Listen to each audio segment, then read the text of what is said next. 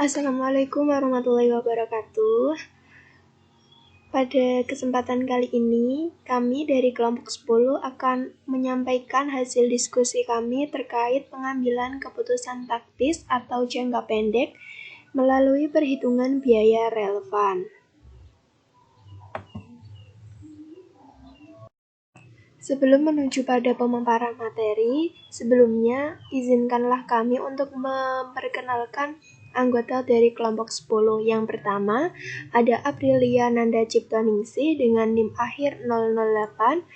Kemudian yang kedua, ada Nadia Ukiariza dengan NIM akhir 094. Dan yang ketiga, ada Anisha Wiwit Handayani dengan NIM akhir 095. Dan yang terakhir, ada Khairunisa dengan NIM akhir 143. Nah, pada pemaparan materi kali ini ada 4 subbab materi yang akan kami bahas. Yang pertama, pengambilan keputusan jangka pendek yang meliputi penjelasan umum, model dan langkah-langkah keputusan jangka pendek itu sendiri. Yang kedua, penerapan biaya relevan yang umum, meliputi pengertian biaya relevan, penerapan, penentuan keputusan, dan analisisnya. Kemudian yang ketiga ada keputusan bauran produk yang meliputi penjelasan umum, ilustrasi, dan rumus perhitungan bauran produk. Yang keempat ada penggunaan biaya dalam keputusan penetapan harga yang meliputi contoh pengaplikasian dalam keputusan penetapan harga itu sendiri. Pengambilan keputusan jangka pendek. Pengambilan keputusan jangka pendek terdiri atas pemilihan di antara berbagai kemungkinan dengan cara pandang segera atau terbatas. Keputusan jangka pendek kadang dianggap sebagai keputusan taktis karena melibatkan pemilihan di antara berbagai kemungkinan dengan waktu yang terbatas atau segera dalam kerangka pikir. Meskipun cenderung bersifat jangka pendek, harus ditekankan bahwa keputusan tersebut memiliki konsekuensi jangka panjang. Sebagai contoh, sebuah perusahaan sedang mempertimbangkan untuk memproduksi komponen, bukan membelinya dari para pemasok. Tujuan jangka pendeknya untuk menurunkan biaya pembuatan produk utama. Keputusan ini mungkin hanyalah satu bagian kecil dari seluruh strategi untuk membangun posisi kepemimpinan biaya bagi perusahaan. Oleh karena itu, keputusan jangka pendek seringkali merupakan tindakan berskala kecil yang memiliki tujuan yang lebih besar. Model pengambilan keputusan.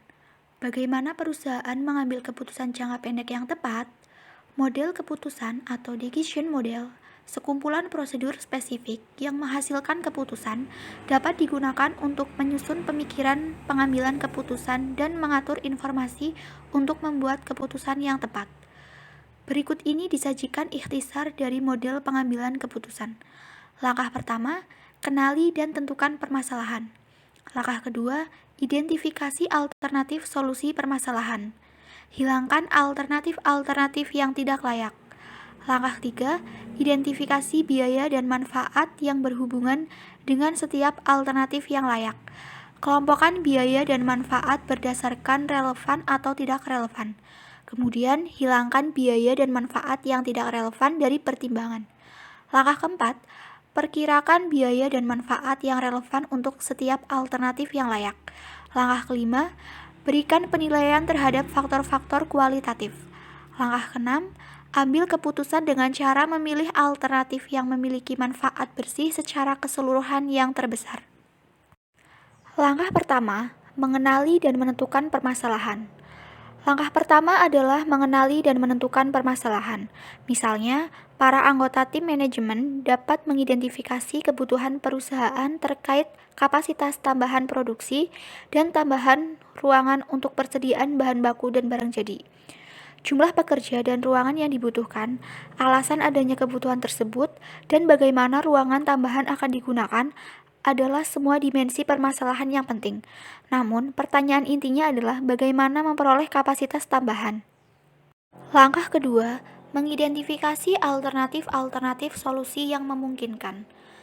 Langkah kedua adalah membuat daftar dan mempertimbangkan solusi-solusi yang memungkinkan. Anggap bahwa pimpinan produksi dan konsultan teknik mengidentifikasi solusi-solusi yang memungkinkan berikut ini. 1. Membangun pabrik baru dengan kapasitas yang mencukupi untuk menangani kebutuhan saat ini dan di masa yang akan datang. 2. Menyewa fasilitas yang lebih besar dan menyewa fasilitas yang ada saat ini. 3. Menyewa fasilitas tambahan yang mirip dengan fasilitas yang ada saat ini. 4.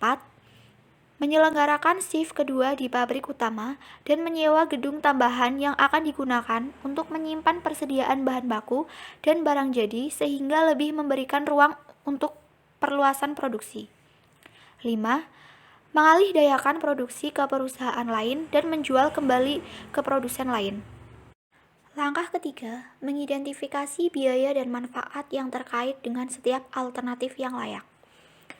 Dalam langkah ketiga, biaya dan manfaat yang terkait dengan setiap alternatif layak untuk diidentifikasi. Pada titik ini, biaya yang jelas tidak relevan dapat dihilangkan dari pertimbangan. Asumsikan bahwa Audio Blast menentukan biaya pembuatan 20.000 pengeras suara sesuai dengan data berikut.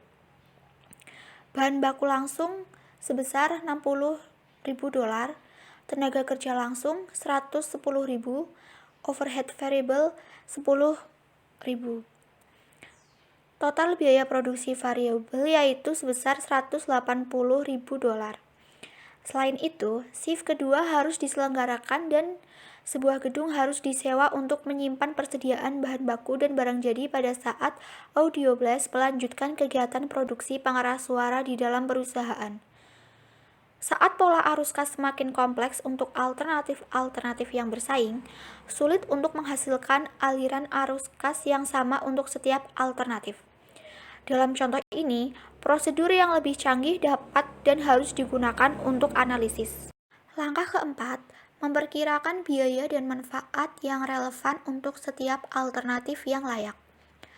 Sekarang kita mengetahui bahwa alternatif keempat adalah melanjutkan kegiatan produksi di dalam perusahaan dan menyewa tambahan ruangan. Memerlukan biaya sebesar $370.000. Alternatif kelima, membeli dari luar perusahaan dan menggunakan ruangan internal. Mengeluarkan biaya sebesar $360.000. Berikut ini perbandingan di antara kedua alternatif tersebut. Alternatif yang keempat, biaya produksi variabel sebesar $180.000, tambahan biaya shift kedua $90.000, sewa gedung dan biaya operasi $100.000, totalnya yaitu $370.000. Untuk alternatif kelima, harga beli sebesar $360.000. Biaya diferensial atau differential cost adalah selisih antara penjumlahan biaya dari kedua alternatif dalam keputusan. Langkah kelima, menilai faktor-faktor kualitatif. Berikut ini beberapa faktor-faktor kualitatif. Yang pertama, tekanan politik. Perusahaan-perusahaan seperti Levi's sering menghadapi tekanan politik yang keras di Amerika Serikat karena keputusan pemindahan fasilitas produksi. Levi's kerap kali memindahkan beberapa atau semua fasilitas produksi yang ada di Amerika Serikat ke negara di luar Amerika Serikat dengan tenaga kerja yang lebih murah. Beberapa manajer khawatir jika tekanan politik akan berpengaruh negatif dalam jangka panjang terhadap penjualan. Kedua, keamanan produk. Keamanan produk merupakan faktor kualitatif penting lainnya bagi organisasi yang melakukan alih daya. Keamanan produk ini seperti yang digambarkan dalam permasalahan yang dihadapi oleh Toyota saat perusahaan tersebut terlihat membiarkan kualitas produknya menurun. Bagaimanakah seharusnya faktor-faktor kualitatif ditangani dalam proses pengambilan keputusan? Yang pertama, faktor-faktor kualitatif harus diidentifikasi. Yang kedua, pihak yang mengambil keputusan harus mencoba untuk mengukurnya. Biasanya, faktor-faktor kualitatif memang lebih sulit untuk diukur, tetapi bukan berarti tidak mungkin untuk mengukurnya. Langkah keenam, mengambil keputusan. Setelah semua biaya dan manfaat yang relevan selesai dinilai dan faktor-faktor kualitatif selesai diperhitungkan, keputusan pun dapat dibuat. Keputusan beretika. Masalah etika membahas seputar cara bagaimana suatu keputusan diterapkan dan dimungkinkannya pengorbanan tujuan jangka panjang untuk keuntungan jangka pendek. Namun pengambilan keputusan harus selalu memperhatikan rangka kerja etika. Mencapai tujuan memang merupakan hal yang penting, tetapi bagaimana cara Anda mencapai tujuan tersebut tentu lebih penting. Mendefinisikan biaya relevan. Pendekatan pengambilan keputusan yang baru saja dijelaskan menekankan kepada pentingnya mengidentifikasi dan menggunakan biaya-biaya relevan. Biaya relevan memiliki dua karakteristik. Yang pertama yaitu biaya relevan adalah biaya di masa depan. Yang kedua, biaya relevan berbeda di beberapa alternatif. Biaya kesempatan. Jenis lain dari biaya relevan adalah biaya kesempatan. Biaya kesempatan adalah manfaat yang dikorbankan atau tidak dapat dielakkan saat satu alternatif dipilih di antara beberapa alternatif yang lain. Oleh karena itu, biaya kesempatan menjadi relevan karena biaya kesempatan merupakan biaya di masa depan dan berbeda-beda di antara beberapa alternatif. Sebagai contoh, jika Anda memutuskan apakah akan bekerja penuh waktu atau bersekolah penuh waktu, biaya kesempatan karena bersekolah adalah upah yang Anda korbankan dengan tidak bekerja. Perilaku biaya dan biaya relevan. Sebagian besar keputusan jangka pendek membutuhkan pertimbangan atas perilaku biaya yang mendalam mudah untuk terjatuh dalam jebakan yang mempercayai bahwa biaya-biaya variabel adalah relevan dan biaya tetap tidak relevan. Namun, asumsi tersebut ternyata salah. Kuncinya, perubahan dalam penawaran dan permintaan atas sumber daya harus dipertimbangkan saat menilai relevansi. Jika perubahan dalam permintaan dan penawaran atas sumber daya untuk berbagai alternatif membawa perubahan dalam pengeluaran, maka perubahan dalam pengeluaran sumber daya merupakan biaya relevan yang harus digunakan dalam menilai keinginan relatif dari kedua alternatif tersebut. Penerapan biaya relevan yang umum. Perhitungan biaya relevan adalah nilai dalam memecahkan banyak jenis permasalahan yang berbeda. Biasanya, penerapan tersebut terdiri atas keputusan-keputusan berikut. 1. Membuat atau membeli komponen. 2. Menerima pesanan khusus pada harga di bawah harga yang biasa. 3. Mempertahankan atau menghentikan sebuah segmen atau lini produk. 4. Memproses lebih lanjut produk gabungan atau menjual pada titik pemisahan. Keputusan membuat atau membeli. Keputusan membuat atau membeli adalah keputusan yang melibatkan alternatif antara produksi di dalam atau di luar perusahaan. Ilustrasi keputusan membuat atau membeli.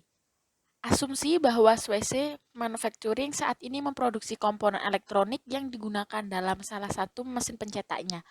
Dalam 1 tahun, Swisse akan mengganti produksi ke jenis mesin pencetak lainnya dan komponen elektronik tersebut tidak akan digunakan. Namun, untuk tahun depan, Swisse harus memproduksi 10.000 komponen elektronik tersebut untuk mendukung kebutuhan produksi mesin pencetak lama. Satu pemasok yang potensial telah mendekati Swisse dan memberikan penawaran mengenai komponen tersebut. Pemasok akan memproduksi komponen elektronik sesuai dengan spesifikasi yang diinginkan Swisse pada harga $4,75 per unit. Tawaran ini menarik karena biaya produksi penuh per unitnya sebesar $8,2. Berikut disajikan daftar biaya produksi penuh untuk komponen elektronik.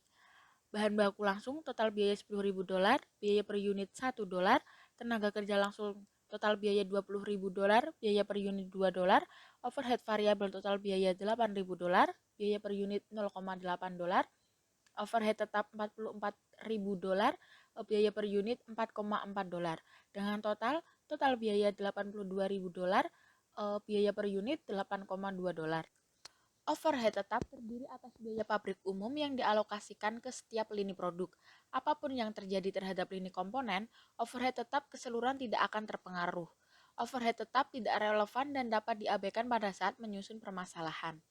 Biaya bahan baku langsung dan tenaga kerja langsung adalah relevan karena keduanya tidak akan dibutuhkan jika komponen dibeli dari pihak di luar perusahaan. Overhead variabel juga bersifat relevan karena biayanya tidak akan dikeluarkan jika komponen dibeli dari pihak luar perusahaan. Keputusan pesanan khusus. Keputusan pesanan khusus terfokus pada apakah pesanan harga khusus seharusnya diterima atau ditolak. Pesanan khusus seringkali menjadi hal yang menarik terutama saat perusahaan beroperasi di bawah kapasitas produksi maksimumnya. Ilustrasi keputusan pesanan khusus. Anggap bahwa perusahaan es krim hanya memproduksi es krim premium. Pabrik milik perusahaan tersebut memiliki kapasitas 20 juta unit, tetapi hanya berencana untuk memproduksi 16 juta unit. Berikut disajikan data total biaya yang berkaitan dengan produksi dan penjualan 16 juta unit. Bisa dilihat dari data tersebut, kita bisa melihat total biaya dengan total $25.552 dan total biaya per unit $1,597 sehingga menemukan harga jual sebesar $2. Menerima atau menolak pesanan khusus. Sebuah distributor es krim dari daerah yang biasanya tidak terlayani oleh perusahaan telah menawarkan untuk membeli 2 juta unit es krim pada harga $1,55 per unit.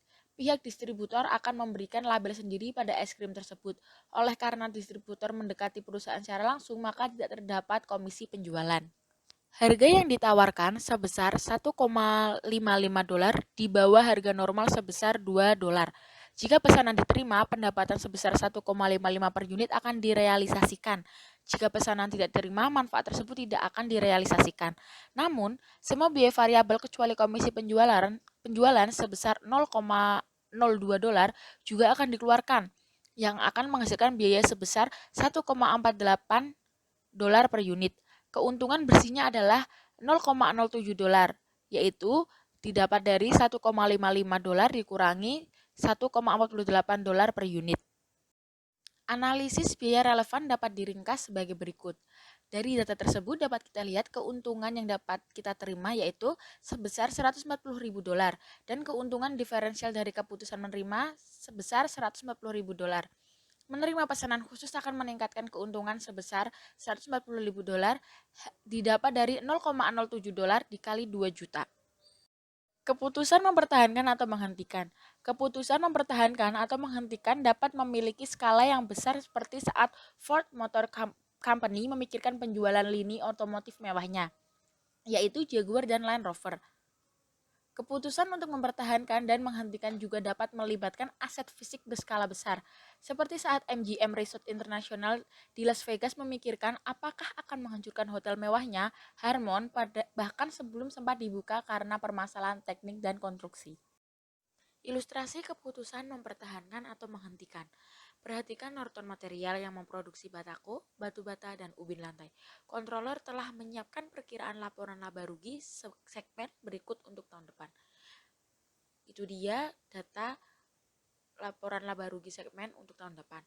Bisa kita lihat terdapat margin segmen pada produk batako sebesar $150, pada produk batu bata sebesar $230, produk ubin sebesar minus $45 dengan total $335. Perusahaan telah memutuskan untuk menghentikan kegiatan lini ubin. Hal ini dikarenakan bahwa perusahaan akan kehilangan margin kontribusi sebesar $10.000, tetapi akan menghemat sebesar $45.000 dengan memberhentikan lini ubin dan menghilangkan anggaran iklan. Biaya penyusutan sebesar $10.000 tidak relevan karena merupakan alokasi dari biaya tertanam. Oleh karena itu, menghentikan lini produk ubin memiliki keuntungan sebesar $35.000. Pemrosesan lebih lanjut terhadap produk-produk gabungan. Produk-produk gabungan memiliki proses dan biaya produksi yang sama sampai dengan titik pemisahan.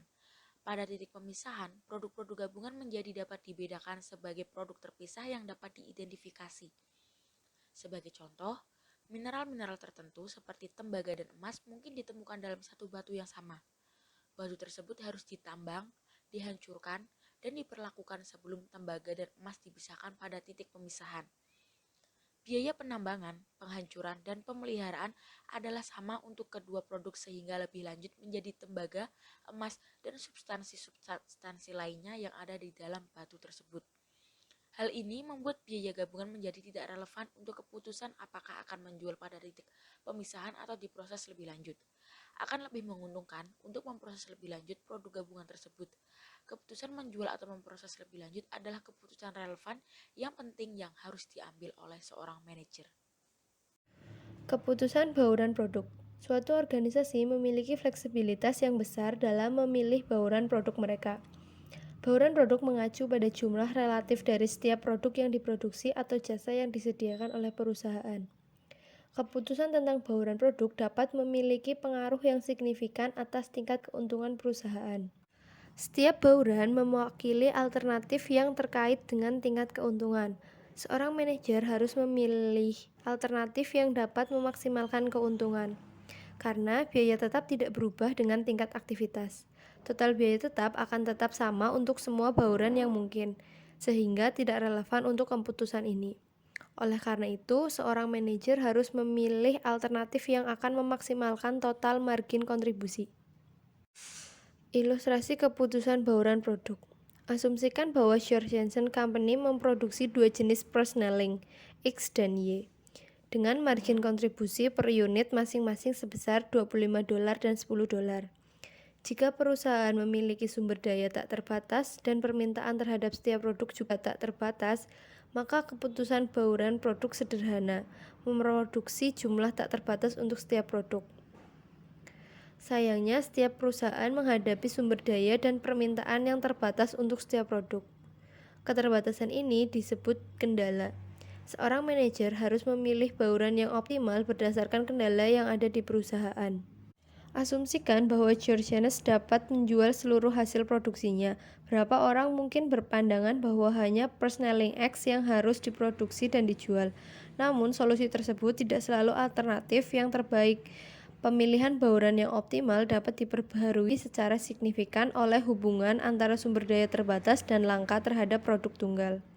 Hubungan tersebut mempengaruhi kualitas dari setiap produk yang dapat diproduksi dan konsekuensi total margin kontribusi yang diperoleh. Pendapat ini sangat jelas diilustrasikan saat dihadapkan dengan suatu sumber daya yang terbatas. Selanjutnya, menentukan bauran produk yang optimal dengan satu sumber daya yang terbatas. Seperti pada ilustrasi yang sebelumnya, di sana diminta untuk berapakah margin kontribusi per jam mesin untuk setiap persneling, berapakah bauran persneling yang optimal, dan berapakah total margin kontribusi yang diperoleh untuk bauran yang optimal.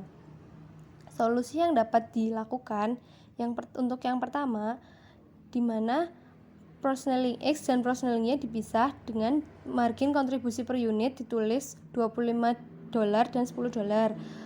Waktu mesin yang dibutuhkan per unit untuk persneling X adalah 2 dan untuk persneling Y adalah 0,5.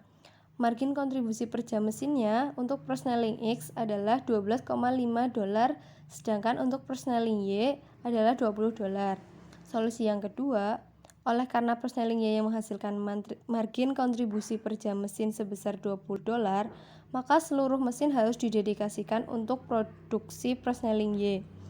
Persneling Y harus dihasilkan sebesar 40.000 jam per 0,5 jam per persneling Y sama dengan 80.000 unit.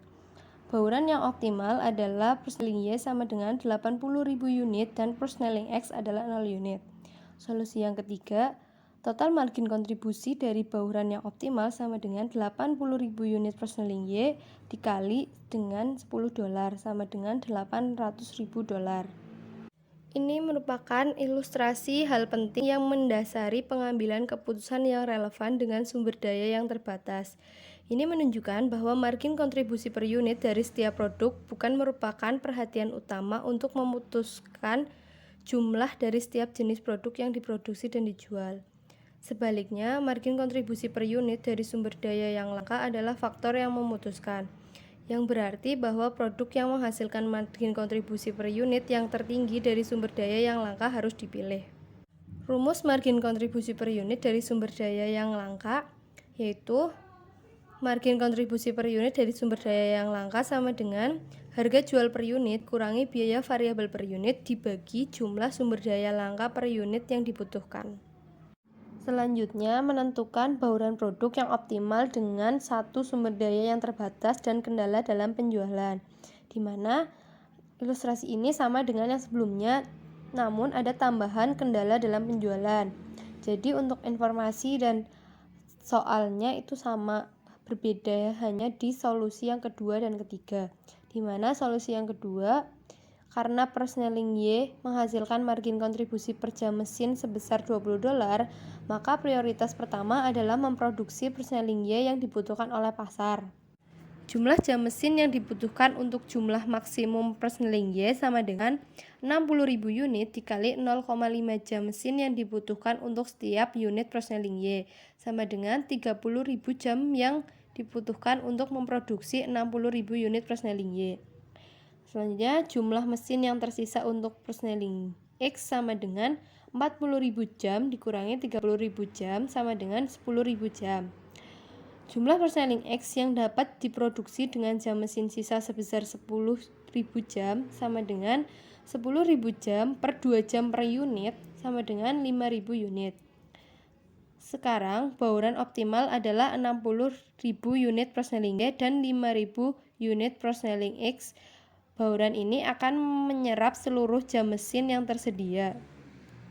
Solusi yang ketiga, total margin kontribusi dari bauran yang optimal sama dengan 60.000 unit persneling Y dikali $10 ditambah 5.000 unit persneling X dikali $25.000 sama dengan $725.000. Selanjutnya, kendala sumber daya berganda.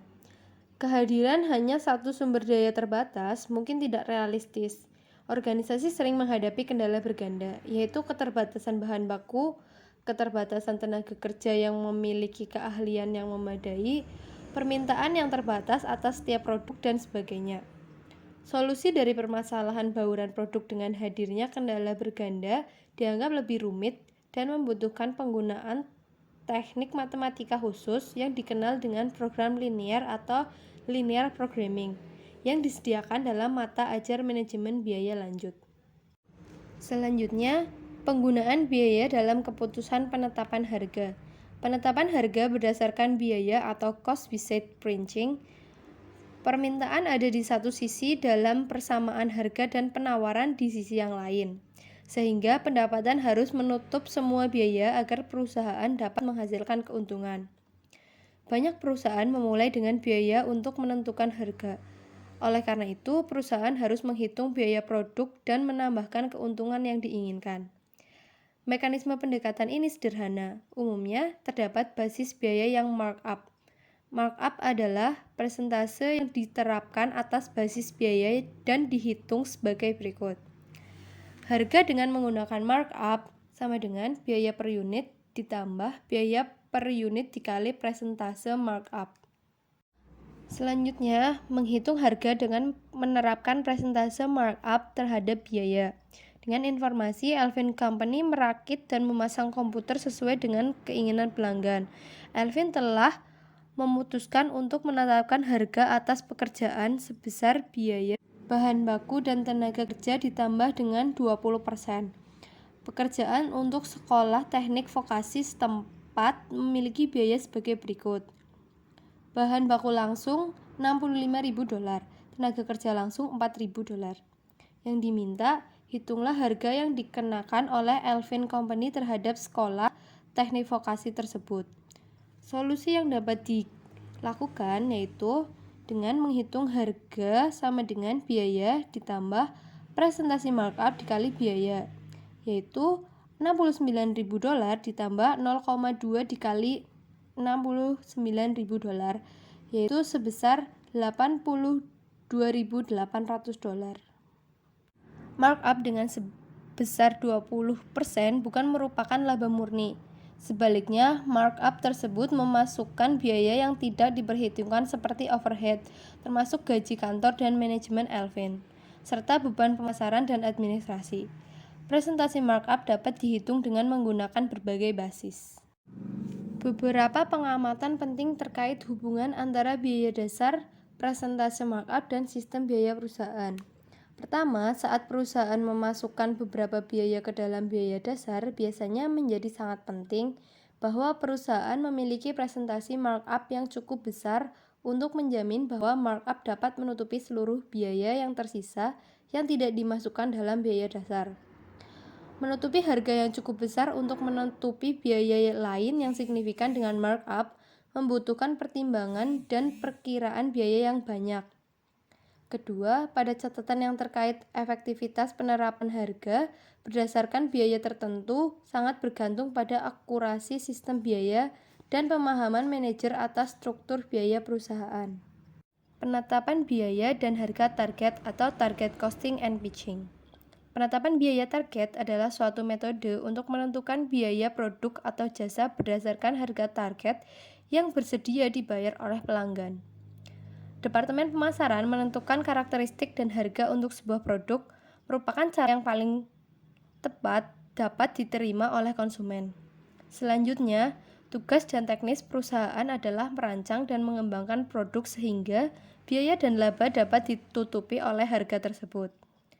Penetapan biaya target mengenali bahwa 75% sampai 90% dari biaya produk atau commit atau terkunci saat tahap perancangan selesai dilakukan.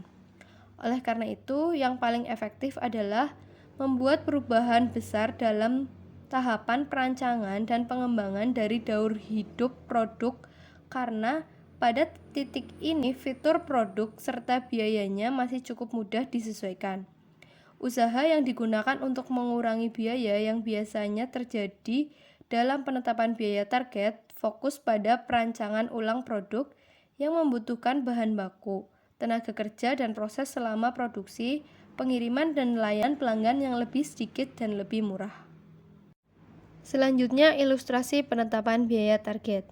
Perhatikan pengalaman penetapan biaya target yang digunakan oleh Digit Team Company dalam mengembangkan jam tangan yang berisi PDA atau Personal Digital Assistant.